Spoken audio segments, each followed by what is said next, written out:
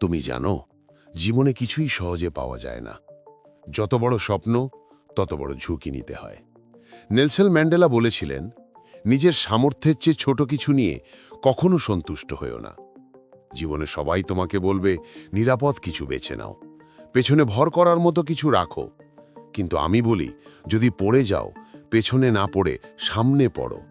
কারণ সামনে পড়লে তুমি দেখতে পাবে কোথায় পড়ছো, কোথা থেকে আবার উঠতে হবে। জীবনে সফল হতে চাইলে তোমাকে রিস্ক নিতে হবে, ভুল করতে হবে। হ্যাঁ, ঠিকই শুনেছ, ভুল করতে হবে। কারণ ব্যর্থতা হলো সফলতার পথেরই একটি ধাপ। থমাস এডিসন 1000 বার ব্যর্থ হয়েছিলেন, কিন্তু 1001তম চেষ্টায় তিনি আবিষ্কার করেছিলেন লাইট বাল্ব। কেউ সেই 1000টা ব্যর্থতার কথা মনে রাখে না, সবাই শুধু সফলতার গল্পটাই মনে রাখে। তুমি যদি ব্যর্থ না হও, তাহলে বুঝে নাও তুমি যথেষ্ট বড় করে স্বপ্ন দেখছ না। একদিন যখন তুমি জীবনের শেষ প্রান্তে দাঁড়াবে, তখন তোমার চারপাশে থাকবে তোমার অপূর্ণ সম্ভাবনার ভূতগুলো, তোমার সেই অব্যবহৃত প্রতিভা, অ্যাকশন না নেওয়া আইডিয়াগুলো, অপূরণীয় স্বপ্নগুলো। ওরা বলবে, তুমি চাইলে আমাদের বাস্তবে রূপ দিতে পারতে, কিন্তু তুমি ভয় পেয়েছিলে। প্রশ্ন হলো, তোমার মৃত্যুশয্যায় কতগুলো ভূত তোমার চারপাশে থাকবে? বিশ্বকে আজ দরকার তোমার মতো তরুণদের। এই পৃথিবীকে বদলাতে, স্বপ্নগুলোকে বাস্তব করতে একটা পদক্ষেপ নিতে হবে তোমাকেই।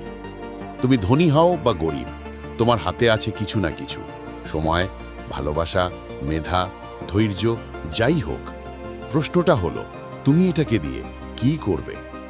মনে রেখো, জীবনের পথ কখনো সোজা হয় না। অনেকবার পড়বে, হেরে যাবে, লজ্জিত হবে, ভুল করবে, কিন্তু এটাই জীবনের আসল ক্লাসরুম। তুমি যতবার পড়বে, ততবার শিখবে, আর যতবার শিখবে, ততবার জিতবে। তুমি ব্যর্থ হবে, কিন্তু সেটাই ঠিক, কারণ ব্যর্থতা তোমাকে তৈরি করবে আগের চেয়ে শক্তিশালী একজন মানুষ হিসাবে। নিজেকে আটকেও না, পিছিয়েও না, ঝুঁকি নাও, বড় করে ভাবো, বড় করে স্বপ্ন দেখো।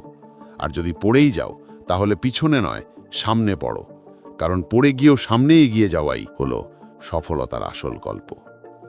তুমি পারবে, শুধু শুরুটা নাও।